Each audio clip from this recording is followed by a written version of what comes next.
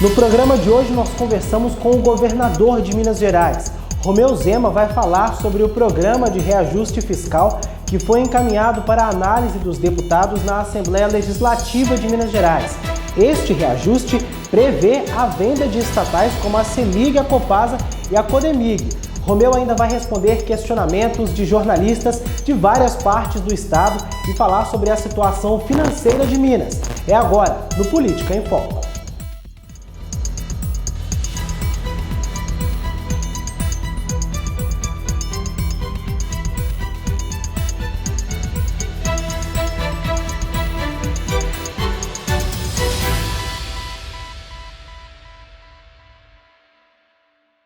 Como anunciado, estamos aqui com o governador de Minas, Romeu Zema. É um prazer recebê-lo no Política em Foco.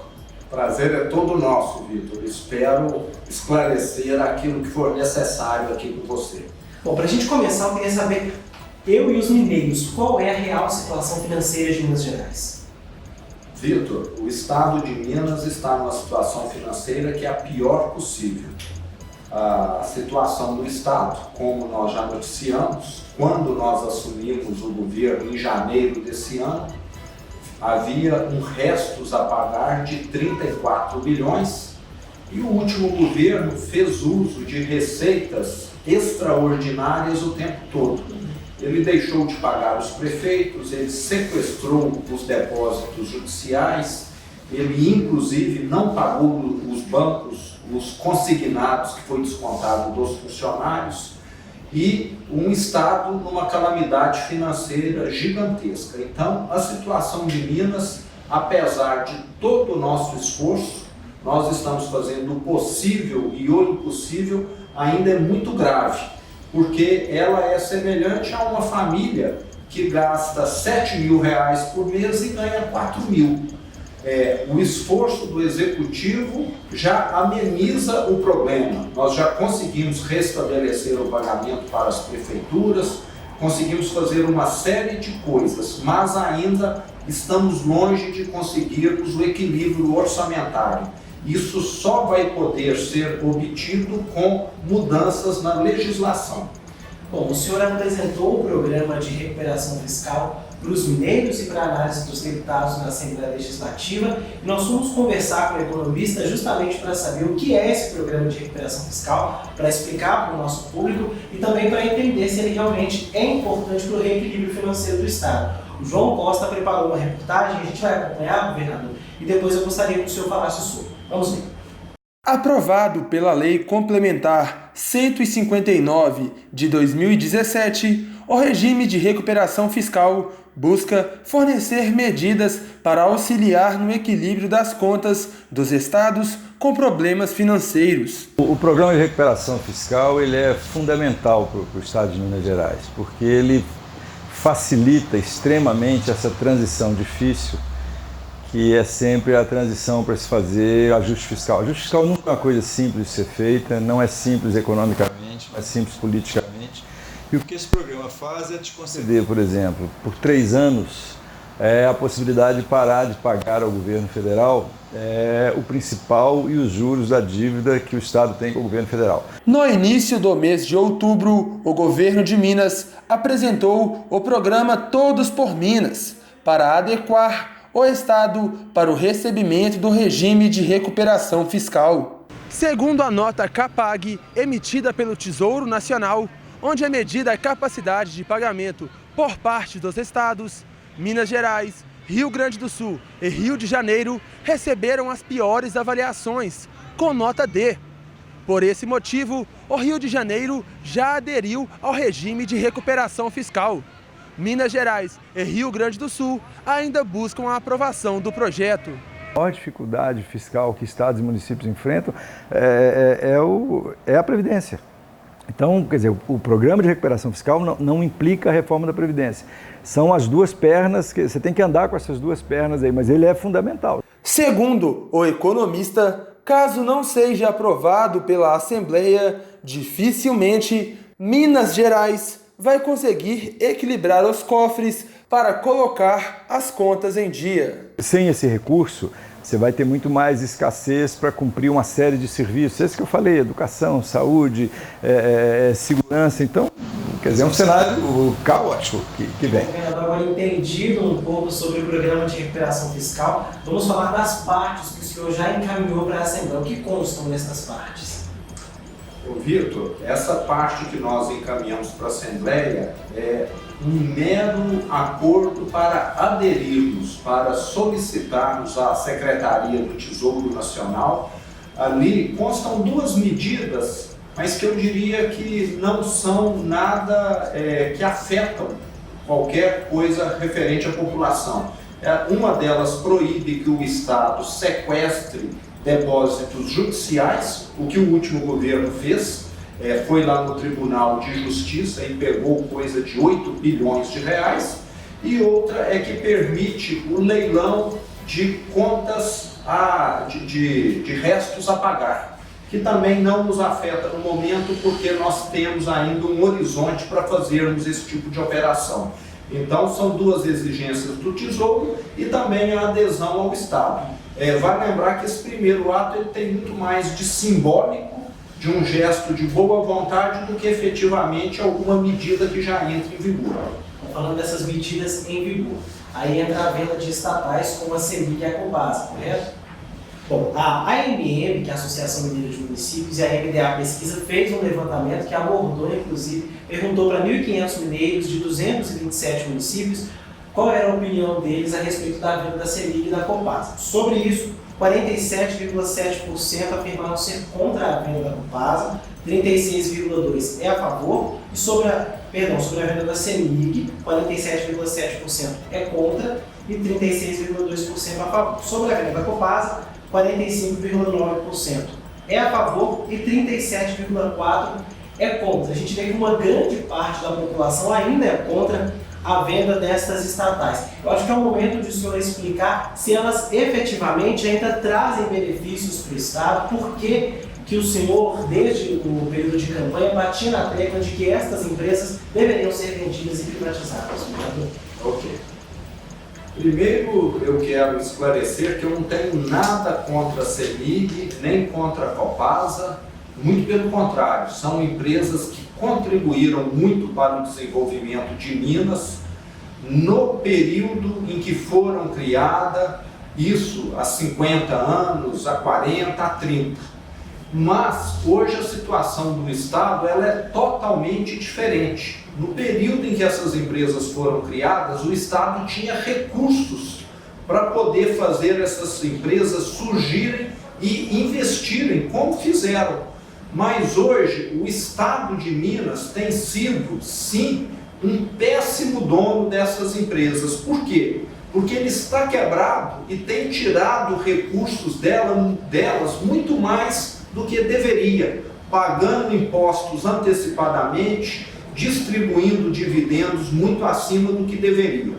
Então, em resumo, o que nós queremos é que essas empresas tenham condição de crescer, de investir, de gerar mais empregos, melhores serviços, e não é um Estado quebrado que vai propiciar isso.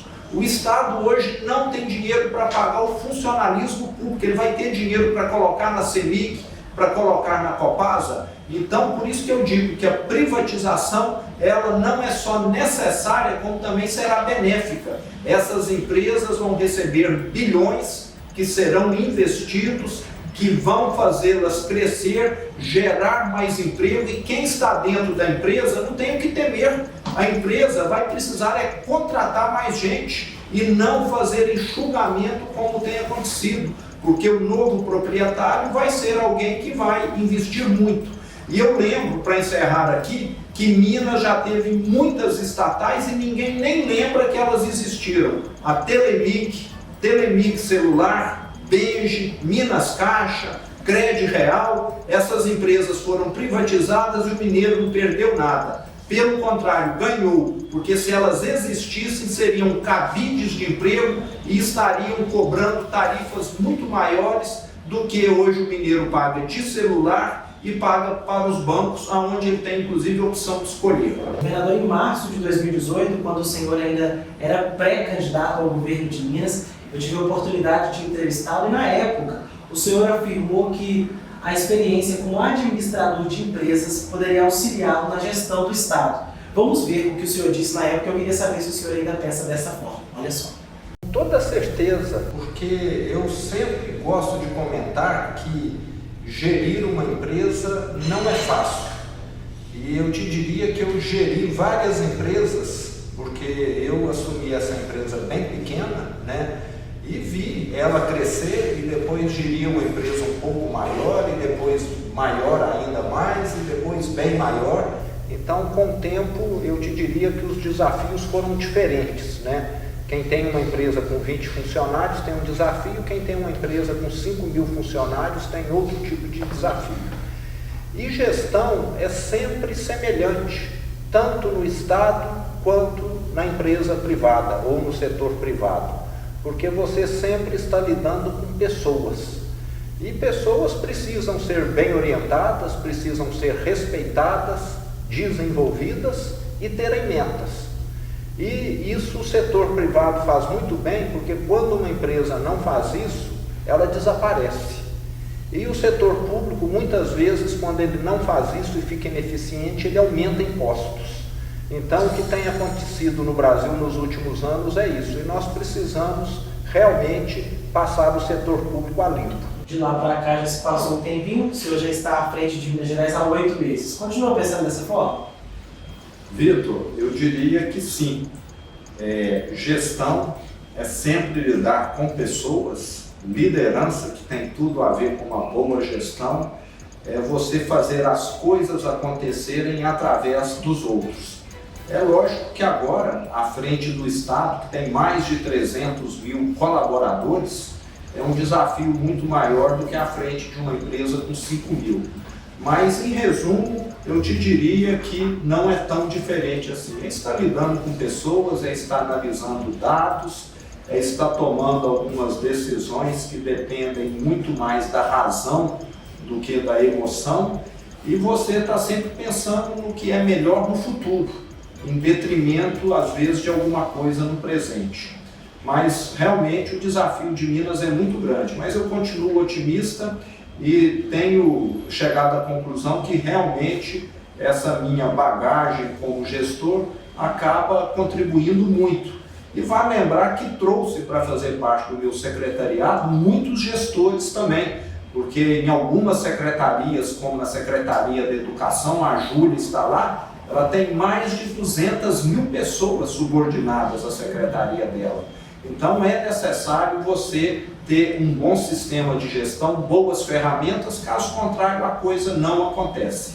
Bom, ainda lembrando deste período de campanha, o Bruno Torres, que é radiodifusor, é diretor aqui da AMIRT, ele lembra que durante este período o senhor visitou várias rádios, além de utilizar muito a internet, o senhor visitou várias rádios. Ele pergunta em que isso contribuiu para a campanha do senhor, para a sua eleição, na verdade. Sim.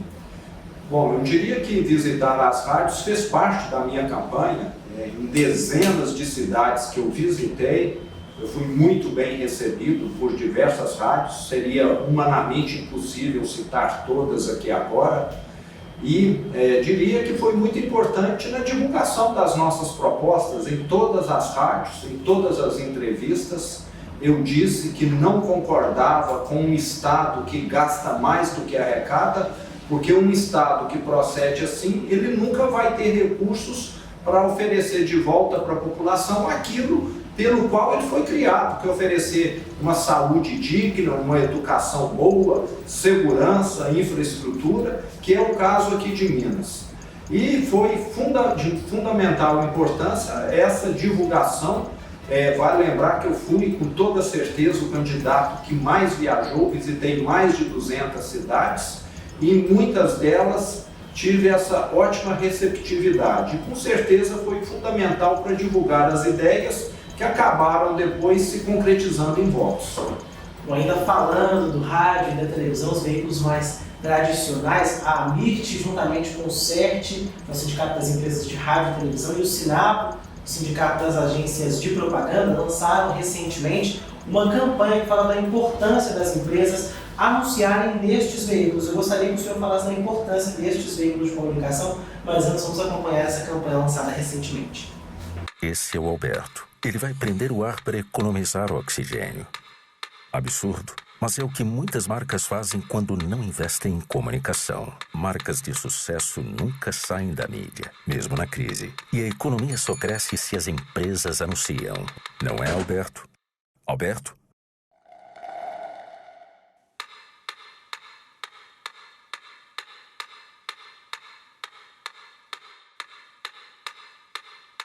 Governador, eu queria saber qual a importância do rádio e da televisão, na opinião do senhor, e a importância de as empresas, o senhor inclusive é empresário, de anunciar nestes veículos de comunicação. É muitíssimo importante. Ninguém vai conseguir vender o seu produto por melhor que ele seja se o consumidor não tiver conhecimento da existência dele. E isso só acontece quando você faz propaganda, quando você divulga. E durante a minha vida toda como empresário, eu lidei com dezenas de rádios, com várias emissoras de TV, e sempre fui uma pessoa que vi essa questão de anúncio como um investimento. Você não pode considerar isso como despesa, porque é algo fundamental, inerente ao mundo empresarial. E agora, como governador, eu digo a mesma coisa também. O Estado depende dos meios de comunicação para estar divulgando campanhas como a que vem agora contra a dengue, depois vacinações e uma série de outras de utilidade pública. Então a comunicação é fundamental na vida empresarial, eu diria que para a gestão, né? Tem a comunicação dentro da empresa que não envolve mídia, mas que também é de fundamental importância. Um funcionário que não sabe para onde está indo é um funcionário que não vai trabalhar dando o melhor de si. Bom, seguindo agora os questionamentos dos jornalistas de emissoras filiadas à MIRT, o Flaviano Cunha, que é da TV Candidez de Divinópolis, também tem uma pergunta para o senhor e a gente vai acompanhar o vídeo do Flaviano, olha só. Olá, meu nome é Flaviano Cunha, sou o diretor de jornalismo do Sistema MPA de Comunicação aqui de Divinópolis. É um prazer poder direcionar essa pergunta para o governador Romeu Zema, até mesmo porque durante o período de campanha ele esteve aqui na nossa região, esteve aqui na cidade de Divinópolis, na sede da TV Candidez, pôde conhecer a realidade aqui do centro-oeste de Minas. São dois pontos importantes que eu quero direcionar a pergunta. O primeiro em relação ao hospital público. Vivenciamos uma situação de ser referência aqui da nossa região. Hoje apenas o Hospital São João de Deus cumpre esse papel relacionado ao SUS. A falta de leitos é o grande gargalo aqui do centro-oeste de Minas, que já dificulta o trabalho de outras unidades de saúde, como a UPA. Em um determinado momento, junto com lideranças políticas da cidade, o governador admitiu que pretende assumir o compromisso de finalizar 50% da obra do hospital público, que já seria um alento para a região com o funcionamento parcial. Gostaria de saber, primeiramente, em relação a datas e possíveis momentos em que a população pode viver essa expectativa. Outro ponto importante em relação à logística, que fomenta a parte econômica em relação à MG 050. Vivemos hoje uma PPP, parceria público-privada. O Estado tem aí a sua parcela de investimento. Um dos grandes projetos aqui para a região seria a duplicação do trecho entre Divinópolis e Itaúna. A população aqui da nossa região pode viver essa expectativa, governador? O governador pode responder. Flaviano, muito pertinente as suas duas perguntas. Realmente, Divinópolis carece de mais leitos hospitalares, nós temos plena ciência dessa situação. Já fizemos um chamamento público e, felizmente, para você, Divinópolis é onde a obra do hospital regional está em estágio mais adiantado. Então, aonde é mais fácil nós solucionarmos o problema. Estamos analisando a melhor solução. Tudo indica que o Estado deverá concluir, como você disse, talvez metade da obra, já disponibilizar metade dos leitos dessa obra, que é muito grande, já seria um grande avanço para Divinópolis e região. E a nossa ideia é que o hospital venha a ser, tenha a sua operação feita por uma organização social e não pelo próprio Estado. Haja visto que uma organização social tem uma série de flexibilidade, custos menores que não é possível dentro do Estado. Ainda não temos uma data específica para isso, mas queremos já, no primeiro trimestre de 2020, estar nos dando já um cronograma definitivo sobre essa questão. Com relação à MG 050, lembro que eu sempre trafego por essa estrada quando vou a Divinópolis ou em sequência aí para Paços, São Sebastião do Paraíso, então sei muito bem qual é a situação da estrada. Infelizmente, não só em Minas, como várias outras rodovias federais tiveram um processo de concessão que não para de pé. Posso citar a BR-040, a própria MG-050, e nós teremos necessariamente de revermos esses contratos, porque hoje o concessionário não tem recebido recursos que permitem ele executar a obra. E o governo também não está satisfeito com uma série de operações, de questões que envolvem essas concessionárias. Então, teremos aí algumas novidades em breve, não só por parte do governo de Minas, mas também por parte do governo federal. Lembrando que nós temos muitos incêndios para apagar e o nosso principal incêndio é mantermos o Estado funcionando. O funcionalismo público não está recebendo em dia, nós ainda não acertamos como vamos pagar o 13º salário agora de 2019, então isso tem nos demandado um esforço prioritário. Mas sei que é muito importante a questão do hospital e também da MG 050. Ambos serão tratados.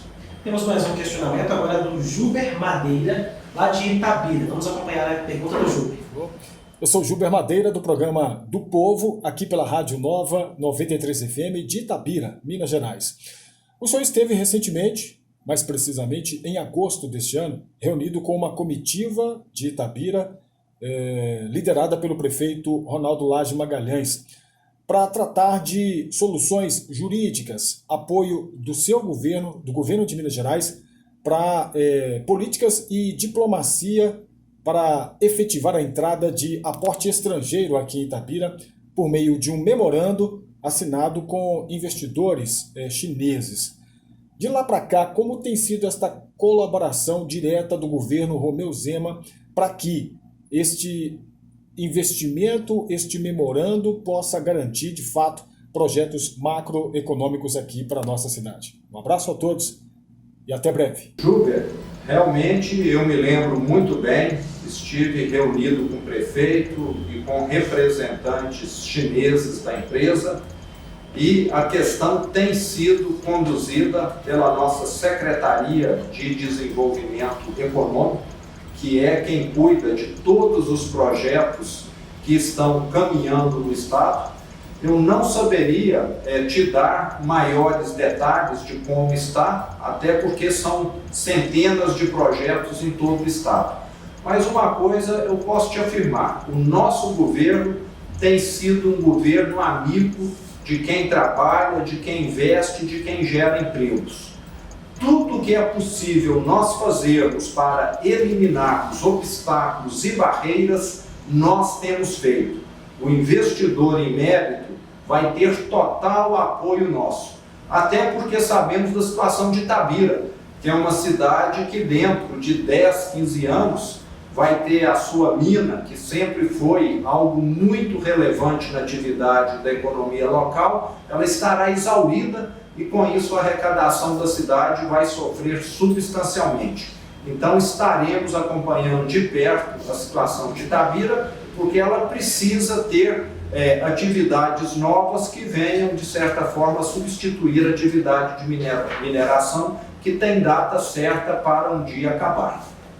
A gente tem mais uma pergunta vinda do interior de Minas. É bom essas perguntas do interior, porque a maior parte da população está no interior. Então, realmente, estamos falando para todo o estado de Minas Gerais, né, Adriano? Essa pergunta é do Luiz Bacon, da TV Andradas. Ele pergunta se a rodovia do Contorno, lá de Andradas, está entre as 65 obras prioritárias que foram anunciadas pelo governo. Luiz, se eu soubesse, eu teria trazido o nosso catálogo de obras aqui. Eu não gosto de dizer de memória aquilo que eu não tenho certeza. Eu não saberia, Mas independente dela estar no nosso catálogo de obras ou não, eu quero te deixar claro uma questão. Qualquer parlamentar, qualquer deputado estadual ou federal, sabemos que eles têm as emendas parlamentares para utilizarem, podem fazer uso desses valores não só no catálogo de obras que nós consideramos prioritárias, como em todas as outras que já estão planejadas e disponíveis. Então, independente delas estarem ou não no nosso catálogo, essa específica de Andradas, você pode estar solicitando aos deputados da região ajuda para concluir totalmente ou parcialmente essa obra. Tudo isso será sempre bem-vindo. Lembro que tanto os deputados estaduais como os federais têm sido grandes parceiros do meu governo através dessas emendas parlamentares. Somente nesses primeiros 10 meses, nós já conseguimos passar para as forças de segurança mais de 800 viaturas através deles. Então, sou muito grato e, com certeza, eles vão poder atendê-lo. Bom, o senhor já disse aí sobre os deputados estaduais. Queria retomar, então, a questão do programa de reajuste fiscal.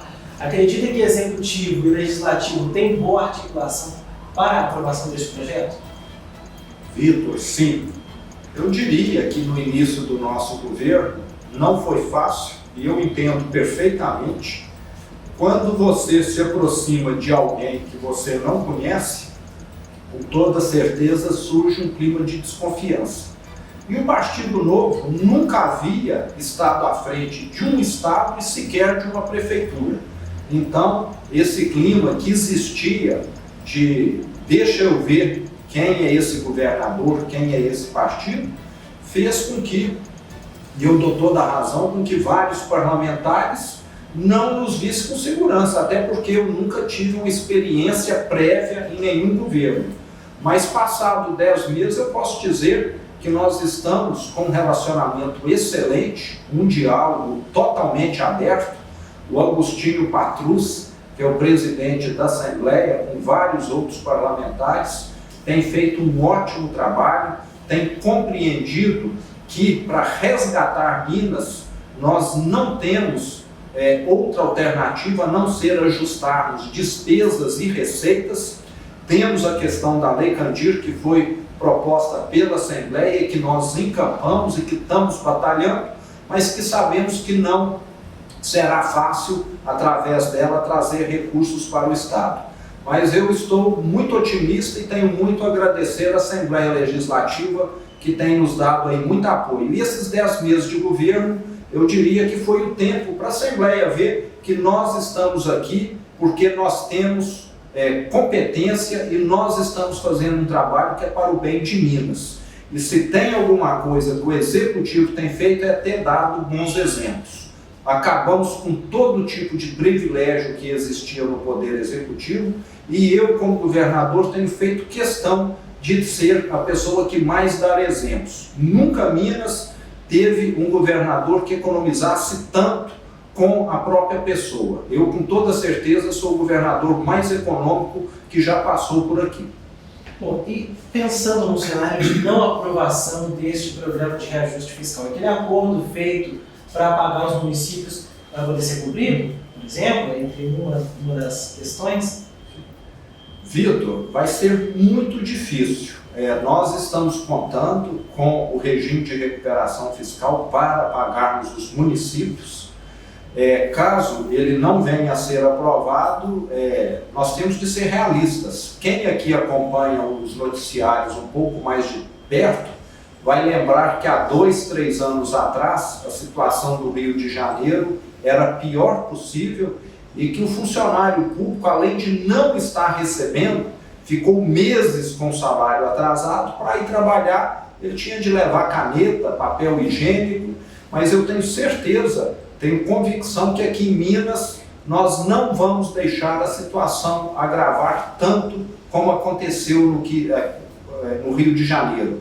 Todos os números estão abertos, estão disponíveis e demonstram que se nós não fizermos a lição de casa, a situação tende a piorar, porque o Estado continua gastando mais do que arrecada. mas como mineiros que somos, como ponderados, criteriosos, eu tenho certeza e sou otimista com relação a essa mudança.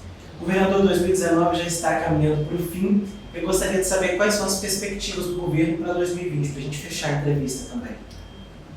As minhas perspectivas para 2020 são as melhores possíveis. Vejo que o governo federal tem feito as reformas necessárias. Nós assistimos nesse ano de 2019 a aprovação da reforma da Previdência.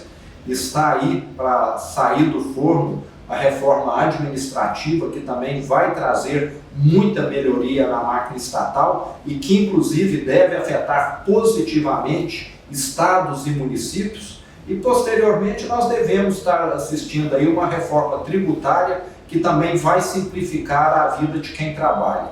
Tudo isso vai fazer o Brasil crescer mais, ser um país mais competitivo, que vai gerar mais empregos e que vai ter um Estado que vai ter uma representatividade menor na economia, o que é muito bom, porque um Estado menor significa o quê? Que vai sobrar dinheiro para investir naquilo que é importante, que é na educação, na saúde, na infraestrutura e na segurança. O Brasil, da forma que está caminhando no sentido certo. Poderia realmente ser mais rápido, mas nós sabemos que grandes medidas, grandes mudanças, transformações como essa envolvem debates, envolvem polêmicas, mas estamos caminhando. E o ano de 20, a previsão é que o desemprego caia, que pelo menos venha a ser gerado aí no Brasil algo como 1,5 milhão de novos empregos, o que é muito bom, o que é um alento para um país que sofre de tanta carência no mercado de trabalho. Governador, muito obrigado pela sua participação aqui no Política em Foco. Eu é que agradeço, Vitor, foi um prazer estar aqui com você mais uma vez, espero ter a oportunidade de voltar aí em breve. Tá ótimo, muito obrigado. O Política em Foco de hoje fica por aqui. Obrigado pela sua companhia e pela sua audiência. Até o próximo programa.